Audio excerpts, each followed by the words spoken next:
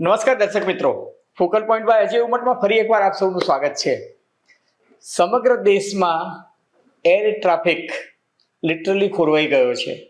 Indigo કે જેવો દાવો કરતી હતી કે સહી સમય પે સહી ઉડાન, એનો રથ જે છે ને જમીનથી 4 વેત અધ્ધર ચાલતો હતો, એ સાવ જમીન દોસ્ત થઈ ગયો હતો. જે એરલાઇન્સ ઇન્ડિગોનો દાવો કરતી હતી કે અમારી ફ્લાઇટ એફિશિયન્સી 99.99% છે, એટલે અમે સમયસર ઉડીએ છીએ અને સમયસર લેન્ડિંગ કરીએ છીએ, એ ઇન્ડિગોની ફ્લાઇટ છેલ્લા 3 દિવસમાં રોજ કમસે કમ 500 જેટલી ફ્લાઇટ જે છે એ કેન્સલ થઈ રહી છે અને એથી પણ વધારે વિલંબમાં મુકાઈ રહી છે, ક્યારેક રીશેડ્યુલ થઈ રહી છે. એને કારણે હજારો પેસેન્જર્સ જે છે અમદાવાદ સહિત અમદાવાદ, મુંબઈ, પુણે, નાગપુર, ભોપાલ, દિલ્હી, બેંગ્લોર, ચેન્નાઈ, હૈદરાબાદ, બધા જ મહાનગરોમાં, કોલકાતા સહિત બધી જ જગ્યાએ પેસેન્જરો જે છે એ એરપોર્ટ પર અટવાઈ ગયા છે.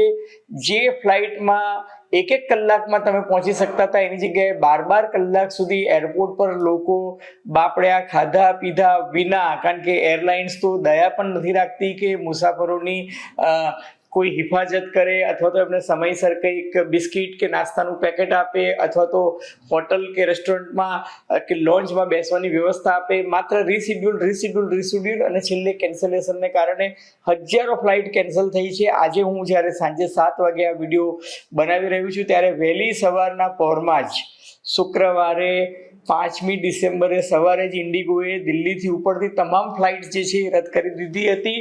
એટલું જ નહીં, દિલ્હીથી મુંબઈનું ભાડું 85,000 ને 90,000 ને આંબી ગયું હતું, કારણ કે ઇન્ડિગો જે ફ્લાઇટ છે દેશભરમાં લગભગ 65% એર ટ્રાફિક કંટ્રોલ જે છે અથવા તો માર્કેટ શેર જેને કહીએ છીએ એ ઇન્ડિગોનો છે. રોજની 2400 જેટલી ફ્લાઇટ જે છે ઇન્ડિગોની ચાલતી હોય છે અને લગભગ 1100 જેટલી ફ્લાઇટ એર ઇન્ડિયાની હોય છે. એટલે આ બંને કંપનીઓનો ટોટલ માર્કેટ શેર 85% જેટલો છે અને આ ફ્લાઇટના ઓપરેશન તમે જોયું હશે કે છેલ્લા 1 હપ્તાથી કડડભૂસ થઈને પત્તાના મહેલની માફક આખી ઇન્ડિગોનું ફ્લાઇટ શેડ્યુલ જે છે એ ખોરવાઈ ગયું છે. હવે આ જે ક્રાઇસિસ સર્જાઈ છે, એ ક્રાઇસિસ છે, કટોકટી છે, ક્યારે પૂરી થશે? તો હજુ તજજ્ઞો એવું કહે છે કે કમસે કમ 10 ડિસેમ્બર સુધી રાબેતો આવશે, એટલે પૂર્વવત પરિસ્થિતિ આવતા કદાચ 10મી ડિસેમ્બર આવશે. પરંતુ સદનસીબે આજે ડાયરેક્ટર જનરલ ઓફ સિવિલ એવિએશને જે સુધારો કર્યો છે અને પોતાની જે નિયમો લાદ્યા હતા જેને કારણે આ ક્રાઇસિસ સર્જાઈ છે, એ નિયમોમાં છૂટછાટ મૂકી છે.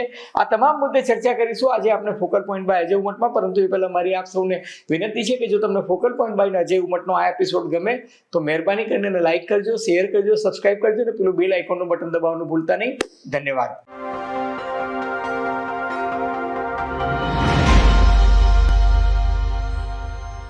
તો મિત્રો, તમને યાદ હોય તો અમદાવાદમાં કમનસીબે 12મી જૂને એર ઇન્ડિયાનું ડ્રીમ લાઇનર જે લંડન જતું હતું અને એ પ્લેન ક્રેશ થઈ ગયું. બહુ જ કમનસીબ ઘટના. પરંતુ એ પછી જે સમાચાર જગતમાં, ટીવી ચેનલો પર, છાપાઓમાં જે હોબાળો મચ્યો અને એ હોબાળોમાં એવું આવ્યું કે ભાઈ પાયલોટ્સને પૂરતો આરામ મળતો નથી, ક્રૂ મેમ્બરને રજા મળતી નથી અને એ લોકો માટેના જે નિયમો છે જે 2024માં ક્રૂ મેમ્બર્સ અને પાયલોટને આરામ આપવાના જે નિયમો હતા, ફ્લાઇટમાં જે ડિસિપ્લિન હોવી જોઈએ, સ્ટાફની પૂરતી સંખ્યા હોવી જોઈએ, વિમાનનું પૂરતું મેન્ટેનન્સ થવું જોઈએ, સમયસર વિમાન જે છે એના તમામ પાર્ટ જે છે એ રિપ્લેસ થવા જોઈએ, આ બધા જે નિયમો હતા એ જાન્યુઆરી 2024માં જાહેર કરી દેવામાં આવ્યા હતા, નોટિફાઈ કરી દેવામાં આવ્યા હતા. પરંતુ એનું અમલીકરણ એટલે કે અમલવારી જે છે એ મોકૂફ રહી હતી. પરંતુ 12મી જૂને જે અમદાવાદ એરપોર્ટ પર જે કમનસીબ દુર્ઘટના બની એને કારણે director general of civil aviation authority જે છે એને નક્કી કર્યું કે જુલાઈથી નવા નિયમો જે છે જે એમને અગાઉ વિચારી રાખ્યા હતા, પાયલોટ્સને પૂરતો આરામ અને સ્ટાફને પૂરતી રજા મળે, એ નિયમોનું અમલીકરણ એમને જુલાઈથી પ્રથમ તબક્કામાં અને નવેમ્બરથી બીજા તબક્કામાં કરવાનો નિર્ણય લીધો હતો. એટલે જુલાઈથી એની શરૂઆત થઈ હતી, પરંતુ એ પ્રથમ તબક્કો હતો, એ હળવો તબક્કો હતો અને 25મી નવેમ્બરથી એ નિયમો સંપૂર્ણપણે અમલમાં આવવાના હતા દ્વિતીય તબક્કામાં. હવે આ નવા નિયમો શું હતા? નવા નિયમ અનુસાર કે જે 25મી નવેમ્બરથી લાગુ પડ્યા, એ નિયમ પ્રમાણે પાયલોટ જે છે એને અઠવાડિયામાં 36 કલાક નહીં પરંતુ 48 કલાક ફરજિયાત આરામ. 48 કલાક ફરજિયાત આરામ એટલે એના 2 વીકલી ઓફ તો ખરા જ, એ ઉપરાંત એને 48 કલાકનો ફરજિયાત આરામ. એટલે એક પાયલોટ જે છે એ એક દિવસમાં 2 શિફ્ટ ના કરી શકે અને એના નિર્ધારિત ઉડ્ડયન કલાકો છે એ તમે વધારી ન શકો. બીજું કે નાઇટ ડ્યુટી જે છે એ નાઇટ ડ્યુટી ની વ્યાખ્યા જે છે એ બદલાઈ ગઈ અને નાઇટ ડ્યુટીની વ્યાખ્યામાં 2 વસ્તુ બદલવામાં આવી. એક, નાઇટ ડ્યુટી જે છે એ ઘટાડીને માત્ર 8 કલાકની રાખી, અને બીજું, કોઈ પણ પાયલોટ હોય એ નાઇટમાં જે લેન્ડિંગ કરે એ લેન્ડિંગ જે છે એ લેન્ડિંગ અઠવાડિયામાં માત્ર 2 જ વખત કરી શકે. અગાઉ એવું હતું કે એક પાયલોટ અઠવાડિયામાં 6 વખત નાઇટ લેન્ડિંગ કરી શકતો હતો. એની જગ્યાએ હવે નાઇટ લેન્ડિંગ જે છે એ અઠવાડિયામાં 2 જ વખત કરવાની છૂટ આપવામાં આવી. 2 થી વધારે પાયલોટ જે છે નાઇટ લેન્ડિંગ ન કરી શકે. ત્રીજું મહત્વની વસ્તુ કે નાઇટની વ્યાખ્યા બદલાઈ ગઈ. નાઇટની વ્યાખ્યા પહેલાં રાતના 12 થી સવારના 5 સુધી હતી, પરંતુ શિયાળુ સમયપત્રક અમલમાં આવ્યું એટલે શિયાળામાં મોસૂજનું જે છે એ સવારે 6 પછી થાય છે. એટલે રાત્રિની વ્યાખ્યા, નાઇટની વ્યાખ્યા જે છે રાતના 12 થી સવારના 6 સુધી કરી દીધી. એટલે 60 મિનિટની જે અવધિ વધી એને કારણે પણ જે નાઇટ લેન્ડિંગવાળા જે પાયલોટ્સ હતા, જે લોકો રાતના 2 ડ્યુટી કરીને 2 વખત લેન્ડિંગ પણ કરતા હતા, એ બંધ થઈ ગયું. અને ક્રૂ મેમ્બર જે છે એ લોકોનું રોસ્ટર જે છે એ રોટેશનથી લાવવાની વાત આવી. હવે આ તમામ જે નિર્ણયો જાહેર કરવામાં આવ્યા હતા અને એનું અમલીકરણ જે 25મી નવેમ્બરથી થયું, એને કારણે ઇન્ડિગો જે છે એને સૌથી વધુ અસર થઈ. કારણ કે ઇન્ડિગો રોજની લગભગ 2200 થી 2400 જેટલી ફ્લાઇટ જે છે એ ઉડાવે છે. એરબસ A320 એનું મોટે ભાગના એની પાસે એરલાઇનર્સ વધારે છે, એરક્રાફ્ટ. હવે શરૂઆતમાં તો ઇન્ડિગોએ બહાનું કાઢ્યું કે અમારા પ્લેનમાં એમ કે માઇનોર ટેકનિકલ ગ્લિચ છે. એ ટેકનિકલ ગ્લિચ એટલે કે વિમાનમાં કંઈ ખામી છે. પછી એ લોકો લઈ આવ્યા કે સોફ્ટવેર જે છે અમારે સોફ્ટવેર અપડેટ કરવાનું છે, એટલે સોફ્ટવેર અપડેટ કરવાને કારણે અમુક ફ્લાઇટો અમે ઓપરેશનલ રીઝન્સથી એમ કે અમે કેન્સલ કરી છે અથવા તો રીશિડ્યુલ કરી છે. પછી એમને કહ્યું કે એર ટ્રાફિક કંટ્રોલ જે છે એની સાથે કોઓર્ડિનેશનમાં તકલીફ થઈ છે, એને કારણે અમુક ફ્લાઇટ કેન્સલ કરી છે. પણ ધીરે ધીરે આ બહાનાબાજી જે છે એ ઉડીને આંખે વળગવા માંડી અને ખબર પડી કે એક તો વિન્ટર શિડ્યુલમાં ઇન્ડિગોએ પોતાની જે ફ્લાઇટની સંખ્યા હતી, ઉડાનની સંખ્યા એ વધારી હતી. અને વિન્ટર શિડ્યુલમાં વધતી હોય છે કારણ કે લગ્નનો ગાળો છે, નાતાલની રજાઓ આવે છે, વિદેશથી મહેમાનો આવતા હોય છે, અને વિન્ટરમાં લોકો સહેલાણીઓ વધારે ટુરિઝમનો ફાયદો લેતા હોય છે.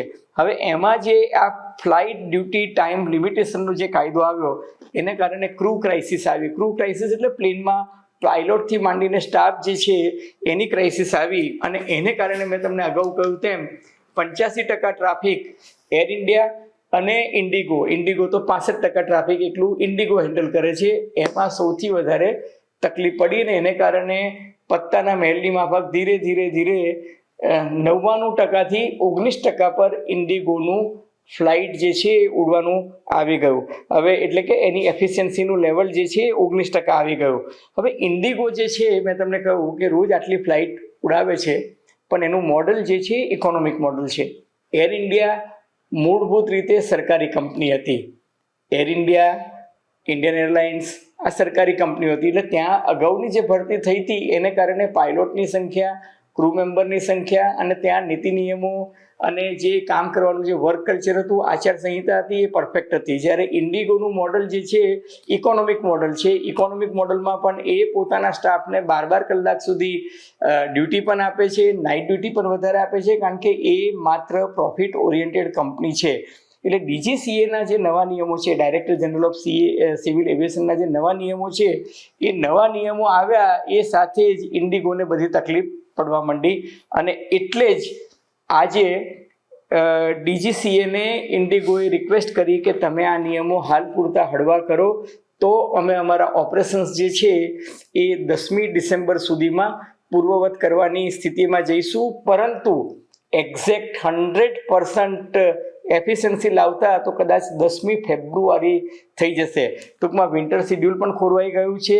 હજારો પેસેન્જરો જે છે એ હજુ પણ એરલાઇન્સની રાહ જોતા એરપોર્ટ પર અટવાયા કર્યા છે. અને આ પરિસ્થિતિના હાલાકી જે છે એ હજુ સહેલાઈથી આવનારા 48 કલાકમાં તો મટે તેમ નથી. આજે સૌથી મોટી રાહત એ હતી કે DGCAએ પોતાના નિયમો હળવા કર્યા છે.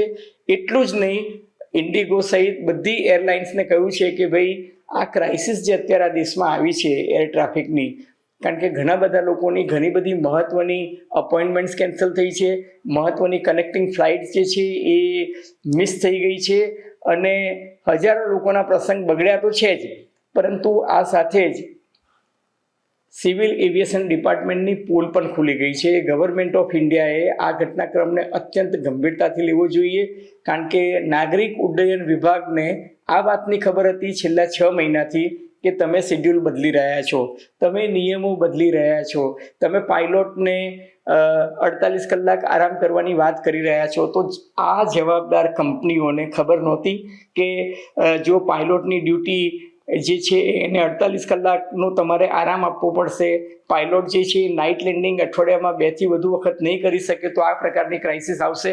પરંતુ ખાનગી કંપનીઓ, ખાનગી એરલાઇન્સ કંપનીઓ તો પોતાની નફાખોરી કરે છે, પરંતુ સરકારી તંત્ર શું કરી રહ્યું છે, એ લોકોની મોનિટરિંગ સિસ્ટમ શું કરી રહી છે, director general of civil aviation શું કરી રહ્યું છે, ને આપણા હજારો પેસેન્જર્સ ઉતારવું જે એરપોર્ટ પર જે મોંઘી ટિકિટો ખરીદીને વિમાનમાં જે લોકો જઈ રહ્યા છે, હાઈ ફ્લાય ક્લાસના લોકો, એક તરફ દાવો કરવામાં આવે છે કે હવાઈ ચપ્પલ પહેરનાર પણ હવે હવાઈ ઉડ્ડયનનો લાભ લઈ શકે, તો બાપડા એ લોકોનો વાંક શું અને ગુનો શું?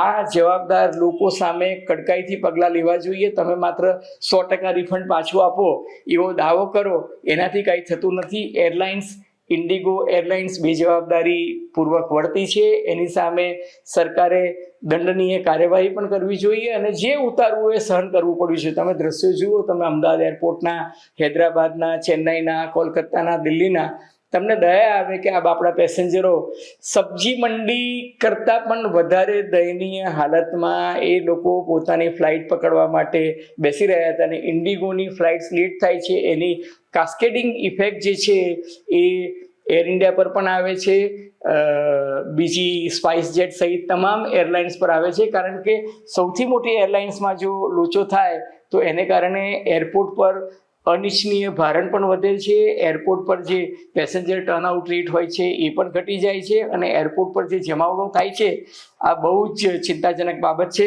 આપણે આશા રાખીએ કે ડાયરેક્ટર જનરલ ઓફ સિવિલ એવિએશને અત્યારે હાલ પૂરતા નિયમો હળવા કર્યા છે, પરંતુ એ બાબત ઉચિત તો નથી જ, કારણ કે પાયલોટ્સને આરામ મળે એ પેસેન્જરોની સેફટી, સુરક્ષા અને સલામતી માટે બહુ જ ઈચ્છનીય હતું. છતાં હાલ પૂરતું તો સમાધાન કર્યા સિવાય કોઈ છૂટકો નથી, પરંતુ લાંબા ગાળે આ યોજના જે લાદવામાં આવી હતી એ સારી હતી, એનું અમલવારી થાય, વધુ પાયલોટ, વધુ ક્રૂ મેમ્બર આવે, મુસાફરોની સેફટી અને સિક્યુરિટી રહે, એ જ સમયનો તકાદો છે. ધન્યવાદ મિત્રો. તમને નવ ગુજરાત સમય અને અમદાવાદ મિરરના સથવારે ફોકલ પોઈન્ટ બાય અજય ઉમટનો આ એપિસોડ ગમ્યો હોય તો મહેરબાની કરીને એને લાઇક કરજો, શેર કરજો, સબસ્ક્રાઈબ કરજો. અને આપ શું માનો છો, એરલાઇન્સની જે આ એક પ્રકારની બેદરકારી કહો કે લાપરવાહી કહો, એની સામે શું પગલાં લેવા જોઈએ ભારત સરકારે? તમારી ટીકા ટિપ્પણી અને અવલોકનો અમને ગમશે. ધન્યવાદ, ખૂબ ખૂબ આભાર.